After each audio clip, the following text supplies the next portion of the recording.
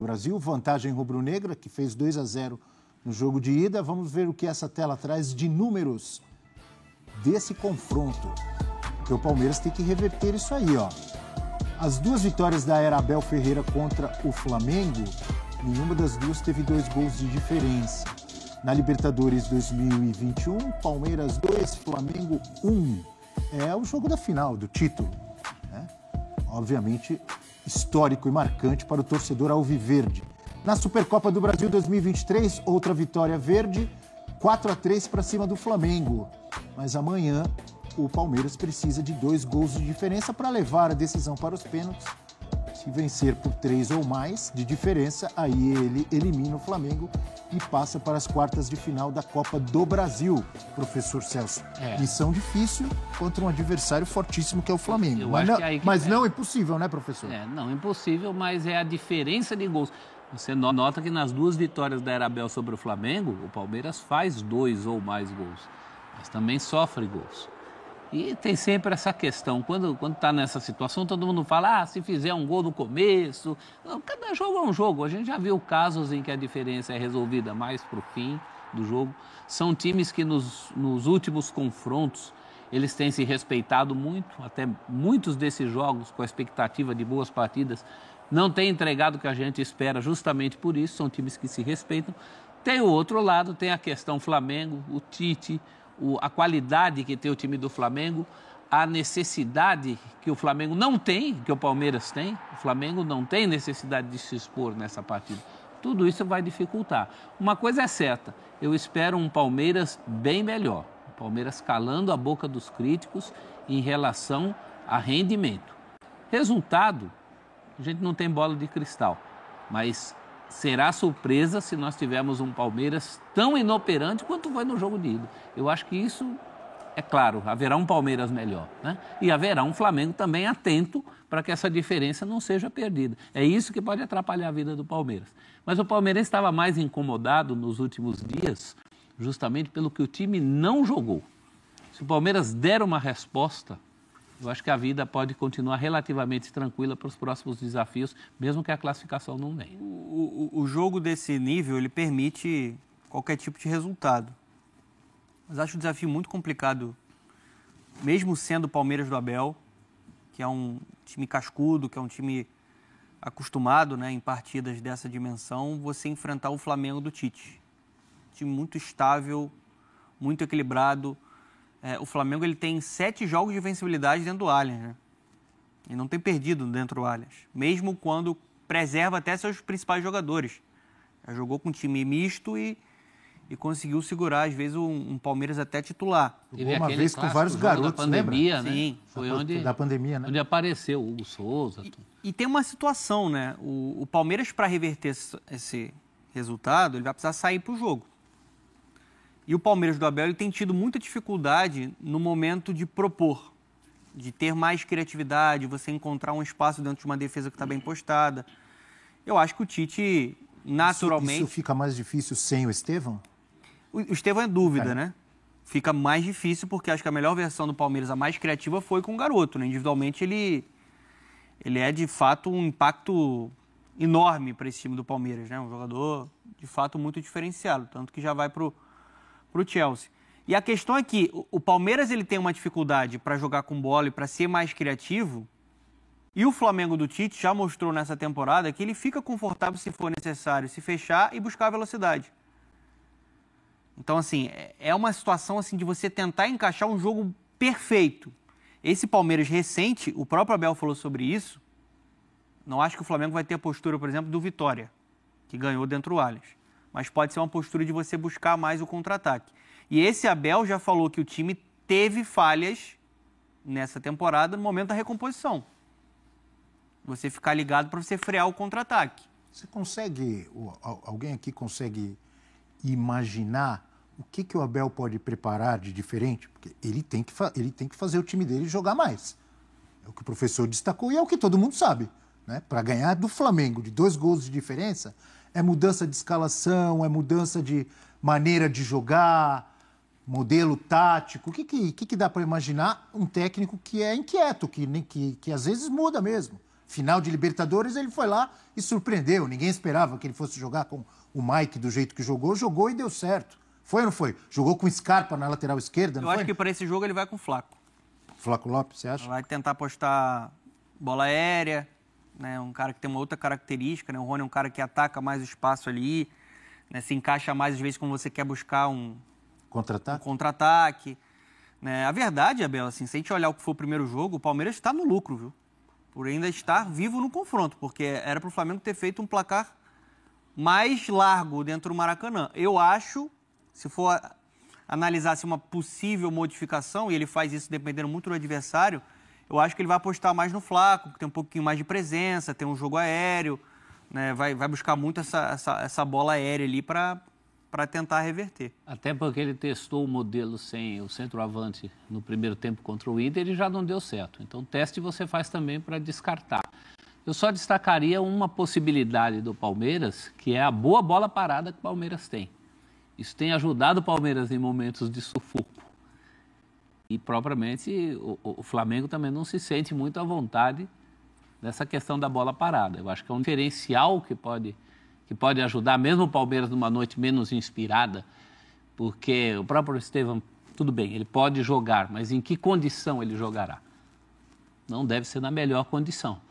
Então, acho que a bola parada pode ser também um diferencial aí. Esses jogos, às vezes, a história muda com uma bola parada que te dá confiança no começo do jogo, a certa altura do jogo, para você buscar o resultado, né? Eu acho que a grande mudança que o Abel pode promover no time do Palmeiras é na atitude dele em campo, que foi muito diferente no Maracanã do que o habitual, que tem sido, né? O Palmeiras perdeu um pouco daquela energia que a gente conhece do time. Ele precisa resgatar isso. Acho que jogando com a sua torcida, né, tem uma grande chance disso acontecer, né? A torcida do Palmeiras passando energia para o time e exigindo, né, um desempenho melhor, pode ser que ajude muito o Palmeiras a voltar a ter aquela pegada, aquela competitividade que a gente conhece, que é a característica principal desse time. E que foi o que mais assustou o torcedor do Palmeiras no jogo do Maracanã, porque ele percebeu a equipe que estava entregue. A equipe se deixou superar pelo Flamengo e ficou inerte, ficou sem reação. O Palmeiras precisa voltar a ser o Palmeiras. Essa postura ruim não tem sido em vários jogos? Mas especialmente ela ficou explicitada contra o Flamengo. Pelo que o Flamengo também fez, né? Pela capacidade técnica do Flamengo, pelo que ele conseguiu mostrar em campo, né? Ele evidenciou a dificuldade do Palmeiras em lidar com um time que joga bola. E jogou bola com qualidade e intensidade. Foi o Flamengo naquele jogo. E aí a distância ficou muito clara, ficou assim, nossa, como está longe o Palmeiras do Flamengo. Ele precisa encurtar isso, e o caminho para encurtar, independente da escalação, acho que concordo com tudo que foi dito aqui, imagino que para o Maracanã era um jogo do Palmeiras tentar o contra-ataque, essa foi a maneira como ele planejou o time, com 3 volantes, e só o Rony, que é um jogador que ataca espaço, né, na frente. O jogo de hoje ele vai precisar ter presença de área, então ele deve buscar, imagino que sim, o Flaco Lopes, ele deve buscar a bola aérea, tentar a bola parada, conseguir o máximo de escanteio, então chuta de fora da área que a bola desvia, e no escanteio o Palmeiras a gente sabe que tem uma tradição, embora não tenha hoje mais o desempenho em escanteios que teve naquela temporada do Scarpa, 2022. Felipe Anderson no mesmo posicionamento? Não, acho que não, acho que ele não está encaixando. Eu acho que ele pela direita, né, contra o Inter. Eu acho que precisa ver como é que vai ser essa situação aí do Estevão. Se ele jogar, melhora muito o Palmeiras, mas melhora muito se ele jogar dentro da capacidade real que ele tem. Eu não descarto, por exemplo, que o Veiga saia do time. Não descarto agora. Veiga? Rafael Veiga? Acho difícil. Não descarto. Esse jogo decisivo, o Rafael Veiga. Que ele não está entregando, a gente não está vendo o Veiga responder. Mas pode jogar. Ontem não treinaram, agora falando do outro lado, Everton, Cebolinha e De La Cruz. Continuam como dúvidas, essa dúvida deve ser tirada hoje. Tá aí, ó, De La Cruz e Cebolinha pelo Flamengo, aí a gente tem números dos dois, sem contar o Campeonato Carioca. São 17 jogos do Nico De La Cruz, com 2 gols, 3 assistências. Chances criadas, 41. Olha aqui. Caramba, é muito, hein? Participação, hein? Passes para o último terço, ele lidera esses 2 quesitos aí. O Cebolinha, 2 gols, 3 assistências, 73 dribles tentados. e é o que mais tenta driblar, né? Ele é o líder nesse quesito. E 64 ações na área rival. Característica do Cebolinha, partir pro drible, o enfrentamento ali do 1 contra 1, a velocidade, né? Participaram os dois de 20% dos gols do time. O que muda caso não possam jogar? São desfalques de peso, né? 2 jogadores de alta qualidade técnica, muito importantes, mas o Flamengo tem condições de repor, né? Imagino eu, né? Se não jogar o De La Cruz é o Gerson vindo para, como já fez, né?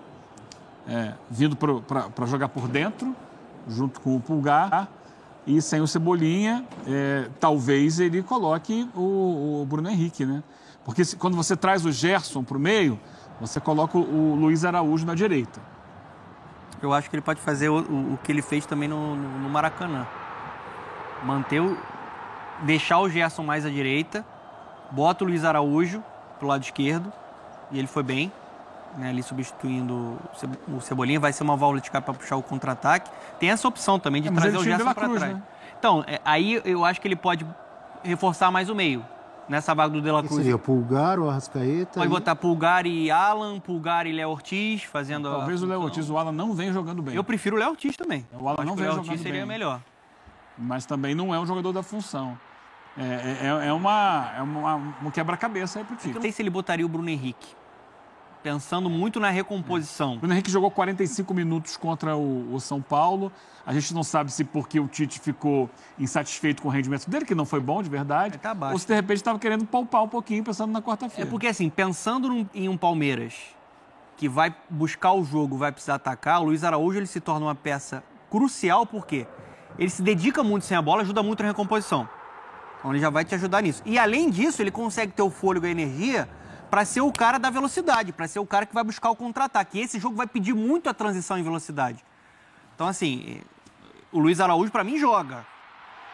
Não sei se vai jogar pela direita, com o Gerson jogando mais na base do meio campo, ou pela esquerda, como ele foi muito decisivo, né, na partida do Maracanã.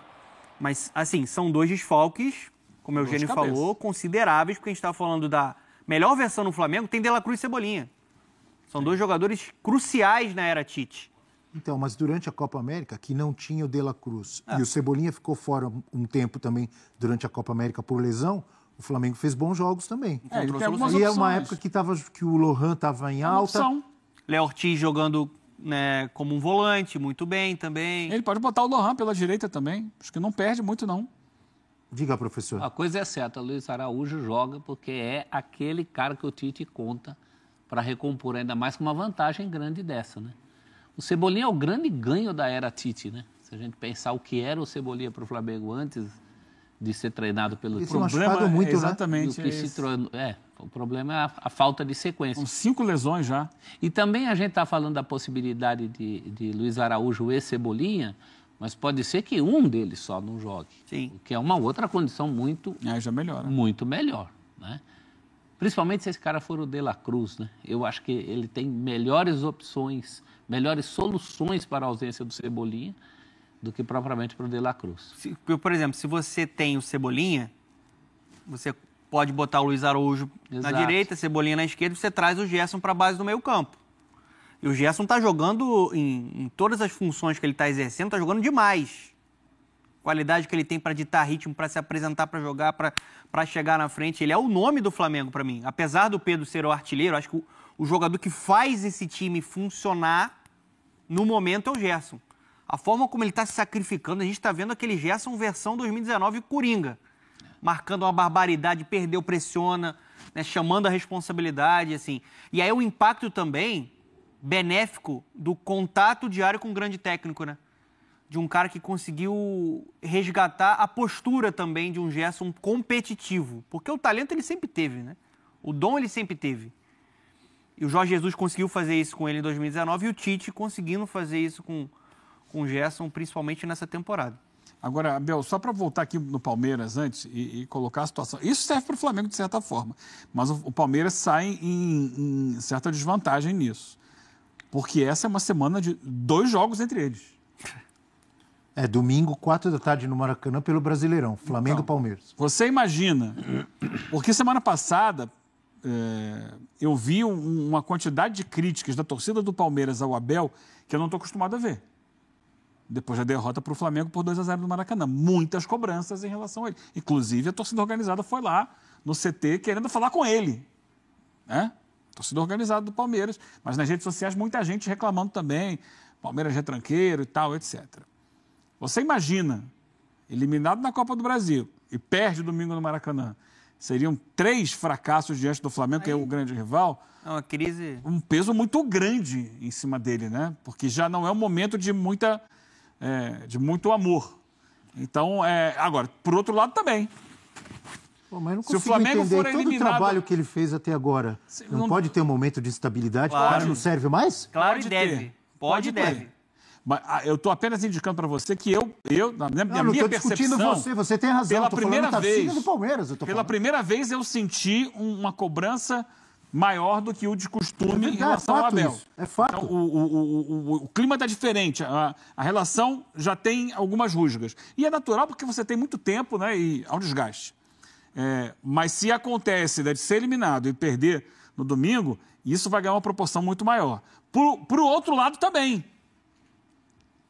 Se o Flamengo perde a classificação, vai para o jogo domingo e perde no Maracanã, também vira... No caso do Flamengo, não precisa nem chegar no jogo de domingo. Se o Flamengo for eliminado amanhã, é uma crise inacreditável. E o lado Então é uma semana para ambos decisiva, pensando que logo depois já entram nas oitavas da Libertadores. E o lado positivo disso, se o Abel vira isso aí, ele volta a ter um plano. É o meme do dia seguinte. Né? Eu acho até que o Abel tem mais a ganhar do que o Tite. Acho que para o Tite não tem um impacto tão grande assim. Até porque a classificação está meio que matematicamente encaminhada. Isso diluiu. Olha, não há um impacto. Se o Abel vira esse negócio aí, ele vira Deus de novo. E é o seguinte, Eugênio, foi legal você lembrar do jogo de domingo do Brasileirão, com Libertadores já no meio de semana que vem, para os dois. Independentemente de quem passar amanhã, Palmeiras ou Flamengo, eu estou imaginando times mistos para os dois no clássico de domingo. Palmeiras, no meio de semana que vem, já faz o primeiro jogo com o Botafogo, não é isso? E o Flamengo com o Bolívar. O primeiro jogo ela passa? Ou é aqui? Não, acho que é aqui. No primeiro jogo deve aqui. ser aqui, porque o Flamengo foi primeiro, segundo. né? Primeiro aqui e segundo lá. Mas eu imagino também time misto fim de semana.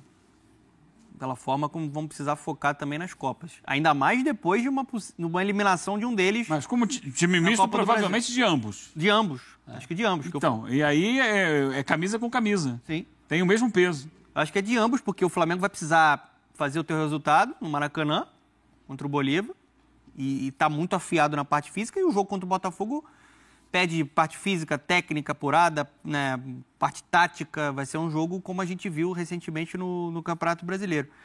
Só tem uma questão, eu concordo que vai gerar um barulho muito grande para quem foi eliminado, e pensando no lado do Palmeiras, o que pode amenizar um pouco o barulho é a questão da postura e a forma como o Palmeiras pode vir a ser eliminado. Ou seja, como o Palmeiras vai jogar. Eu vejo muita crítica desproporcional quando se fala em fim de ciclo, com Abel. Acho que isso é uma loucura.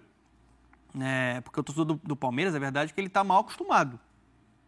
Ele está acostumado a todo ano levantar taça. O Flamengo também. Sim. Os dois. O Palmeiras ele tem um projeto que te permite competir pelas principais taças, mas nem sempre esse Palmeiras vai ganhar uma taça grande no ano. Vai existir um momento de instabilidade, vai existir um momento de oscilação. Não vejo como um fim de ciclo.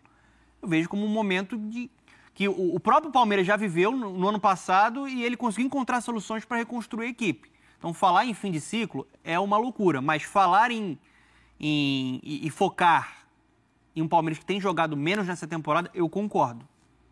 Eu acho que esse tipo de crítica é uma crítica construtiva. O Palmeiras, principalmente quando ele precisa ser um time protagonista, tem que ter a posse de bola. A gente tem visto poucas ideias. Um time que não consegue se conectar, que não consegue ter uma variação, não consegue ter um repertório para envolver o adversário. Então, vamos ver como é que vai ser esse rendimento amanhã, quando o time vai precisar fazer isso. Vai ser forçado a fazer isso. Galera, treino nessa segunda-feira, tá? Existe a expectativa se Cebolinha e o De La Cruz iriam treinar junto com os demais companheiros. E a informação que eu acabei de publicar nas redes sociais, tá? Apuração nossa, lembrando que o Flamengo não divulgou isso. o Cebolinha, que se recupera de uma pequena contratura muscular na coxa, e De La Cruz, desfalque no último duelo do Flamengo por conta de dores no joelho após receber pancada no local, não participaram da atividade com os demais companheiros nessa segunda. O Flamengo tem mais um treino nessa terça e os dois são dúvidas para pegar o Palmeiras na quarta-feira pela Copa do Brasil. Cebolinha, pelo que eu apurei, fez um trabalho com a preparação física, com foco na recuperação da pequena lesão muscular, e o De La Cruz não foi a campo porque ficou na academia fazendo trabalhos individualizados. Isso não é informação, é muita opinião em cima do que eu ouvi. O Cebolinha tem chances remotas, tá, de jogar o jogo de quarta-feira, e o De La Cruz tem mais chances. Repito, o Flamengo tem mais um treino, nessa terça será decidida aí se o De La Cruz e o Cebolinha vão para o jogo de quarta ou não. Vocês lembram que eu falei para vocês que o Flamengo ia dar a mesma canseira ao Red Bull Bragantino, tal como o Red Bull fez com o Flamengo no caso do Léo Ortiz?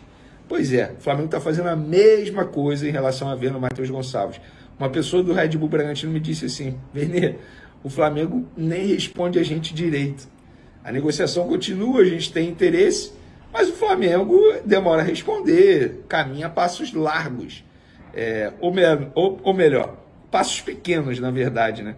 Porque não está caminhando, porque o Flamengo está dando a mesma canseira no Red Bull Bragantino, tal como o Red Bull Bragantino fez com o Flamengo na venda do Léo Ortiz. Então, fica aí a informação para vocês, o Red Bull Bragantino mantém interesse nesse jogador, mas o Flamengo, que até topa vender, fica enrolando também. Enfim, não tem nenhuma pressa para vender o Matheus Gonçalves ao Red Bull Bragantino. Lembrando que a última proposta do Red Bull Bragantino, 6 milhões de euros. 4 milhões de maneira fixa e 2 milhões quando ele completasse 10 jogos só entrando em campo. Isso por 70%. O Flamengo quer vender apenas 50%. E aí fica nesse impasse. E por falar em impasse, a renovação de contrato do Lohan também vivia um impasse. Ainda não teve acordo no lado do jogador, no caso, os empresários, e também com a diretoria do Flamengo. Lembrando que Lohan é um jogador que está perdendo espaço no time profissional. Teve um certo momento que ele se tornou destaque, até mesmo reserva imediato do Arrascaeta, mas perdeu espaço, inclusive voltou a jogar pelo Sub-20, e a ideia do Flamengo e dos seus empresários é que ele jogue o Mundial Sub-20, obviamente pelo Sub-20, contra o Olympiacos, jogo que será no Maracanã. Para mim, seria ótimo, porque se o Lohan se destacar nesse Mundial, chama atenção, se destaca, é um ativo do Flamengo.